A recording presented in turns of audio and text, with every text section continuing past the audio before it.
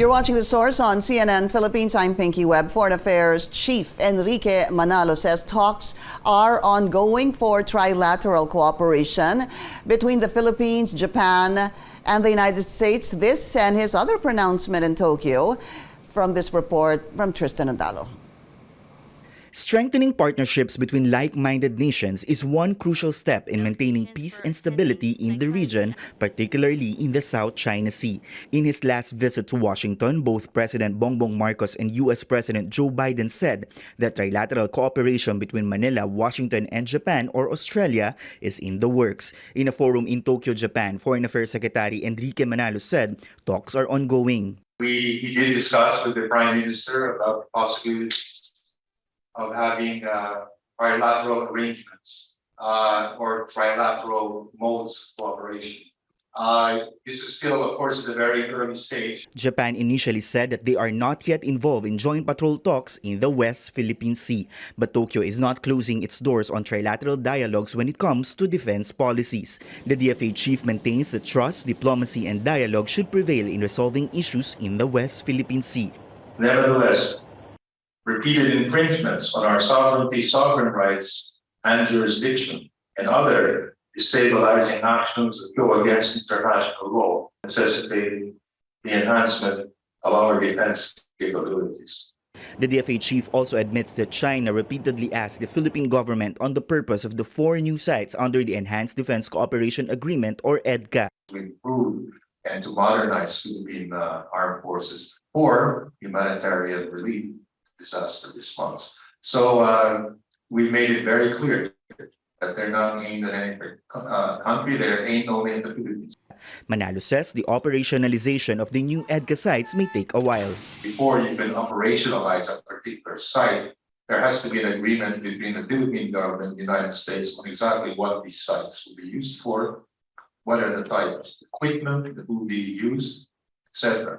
So it's not a simple case just doing that. I think this will be a process of negotiation. Both the Philippines and Japan share common interests. The United States is an important security and military ally, while China is an economic partner. That is why the DFA says that both Manila and Tokyo should work together in order to manage tensions in the region and to prevent being at the crossroads of the strategic U.S.-China rivalry. Tristan Andalo, CNN Philippines. And let's go straight to the source of the story. We have geopolitical analyst Don McLain Gill. Don, thank you for joining me. Welcome to the source. Thank you so much for having me, Pinky. A true honor to be here and to join you. Thank you so much. First, just want to get your thoughts on what do you think, or what would be the effect of the visit of Australian Foreign Minister Penny Wong to the country? Right, that's an excellent first question. And, let's take a step back a bit. When the current Australian government came into power, it was faced with a plethora of challenges left by previous administrations and other issues that ranged from the depth of Australia's diplomatic connectivity in the Indo-Pacific and the economic and political coercion from China, in addition to Beijing's ability to build strategic inroads in and among Pacific countries, and of course, fast-track its adventurism at the expense of regional security. Now, Foreign Minister Wong outlined her government's vision early on for the Indo-Pacific and its desire to not only resolve past damage, but to also add more value to new and existing forms of cooperation. So while there's an attempt to carefully stabilize ties with China, a major focus of the Australian government is on Southeast Asia. And this is where the Philippines comes in. Not only does the government of Australia seek to synergize such as the Quad with ASEAN and allaying concerns about AUKUS, but really to cement the growing convergence between Manila and the Australian government on shared visions and goals for the Indo-Pacific region.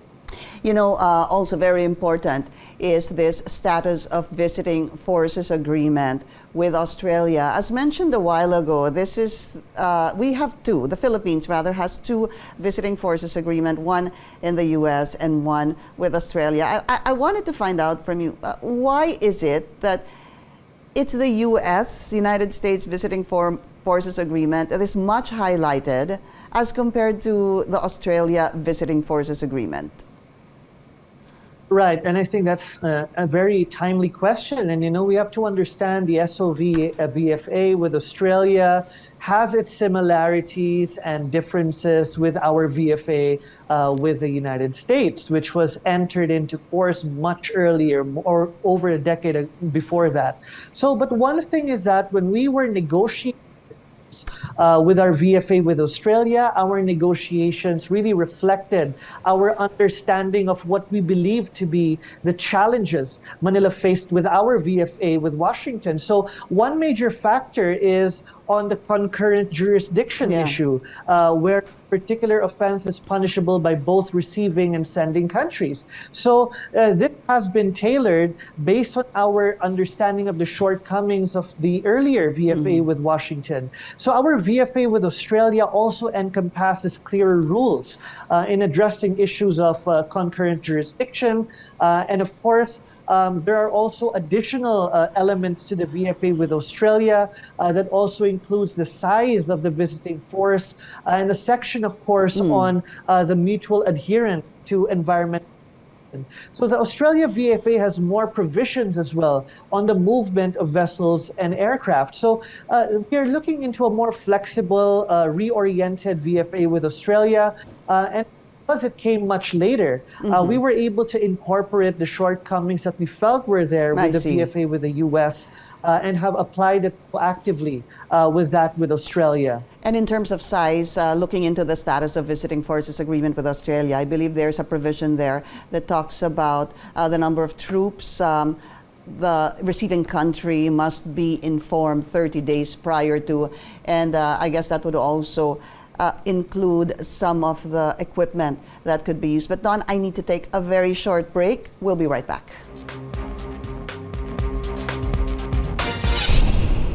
The source on CNN Philippines, I'm Pinky Webb. Our source today, geopolitical analyst Don McLain Gill. Don, I want to talk about this trilateral agreement that is being discussed between the United States, Philippines, and Australia. How soon and how important is it that this agreement come to fruition?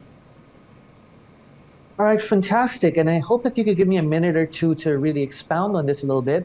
So, the U.S. hub and spokes network in the Western Pacific, is a dynamic system. It varies greatly, the U.S. alliance with Japan, Australia, South Korea, and the Philippines. So this emerging trilateral, or at least the discourses surrounding this emerging trilateral between the U.S., the Philippines, and Australia, or a possible quad with Japan, is a result of not only the fluctuations in the international distribution of power, but also in the shifts in domestic perception. In this context, we can see great similarities between the Philippines and Australia in particular. From a structural point of view, China's growing belligerence, is creating tensions across the region, while it claims to support an equitable multipolarity, which is great, adding new sources of growth and security. It is the talk. Rather, it seeks to dominate at the expense of other sovereignty and sovereign rights. Given the reality, President Marcos Jr. has been steering Philippine foreign policy more proactively to address the situation. I say proactive because he has shown great dexterity from learning from our experiences in the past. Under the previous administration, for example, Manila sought to manage relations with China by providing political accommodation. And managing is important. Unfortunately, China illustrated its unwillingness to be a better neighbor, and it has shown its only understanding of one language, which is force. So President Marcos acknowledged this and decided to recalibrate our policy to prioritize peaceful negotiations with China, but also enhance our willingness to engage with like-minded partners like Australia, Japan, the United States, indicating that Manila will not be subjected to China's narrowly defined regional ambitions. Similarly, Australia has constantly expressed its desire to improve relations with China. Right. However, it also remains vocal Yeah. about the continued concerns, brought by Chinese assertion and adventurism.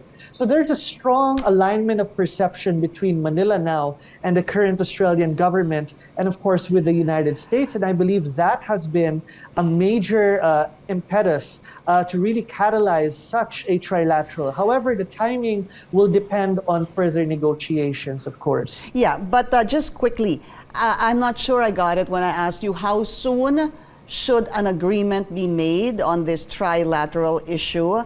And very quickly, Don, how do you think China will react to this? Okay, yes, the need for such a trilateral is definitely significant. I mean, we need to expedite this, but that will depend on the willingness of parties involved to negotiate their interests and terms. And of course, we have to understand that this will result in, more vehement responses from China. Okay. But however, China will react regardless whether we do anything or not because of its narrowly defined ambitions. We have to prioritize our security by opening channels of communication as well. So this becomes materialized in the near future, and it will depend, of course, on the ability of parties to negotiate the terms and agreements. All right, geopolitical analyst Don McLain Gill, thank you so much for your time. Always a pleasure. Thank you very much. Thank you for joining us here on The Source. I'm Pinky Webb. You're watching CNN Philippines.